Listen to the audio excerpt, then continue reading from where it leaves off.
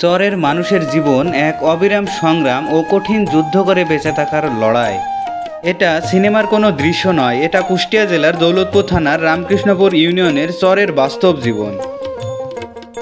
নদীর কূল ঘেঁষে জমে থাকা কাদা আর পানি যেন প্রতিদিনের কষ্টের প্রতীক। মোটরসাইকেলে যে মালামাল নিয়ে মানুষ নদী পারাপার করে সেটা তো আরও বড় দুঃখের গল্প। বৃষ্টি পড়লেই ভিজে যায় কঠোর পরিশ্রমে উপার্জিত মালামাল। ঘরের জন্য আনা চাল ডাল আলু পেঁয়াজ সহ ভিজে নষ্ট হয়ে যায় কাদার কাছে। তেল মশলা জরুরি ওষুধ সহ এই নিত্য প্রয়োজনীয় জিনিসগুলো অনেক সময় ঠিকমতো পৌঁছায় না। অসুস্থ হলে ওষুধ পান করাও হয়ে যায় কঠিন বাস্তবতা। হাসপাতালে যেতে হয় নৌকার উপর ঝুঁকি নিয়ে। বাড়ি থেকে চিকিৎসা দূরে থাকায় অনেক রোগী সময়মতো চিকিৎসা না পেয়ে অকালে জীবন হারাচ্ছে প্রতিনিয়ত। এই কষ্ট আর দুর্ভোগের মাঝেও চরের মানুষ হার মানে না। তারা স্বপ্ন দেখে একদিন নদীর উপর গড়ে উঠবে স্বপ্নের সেতু।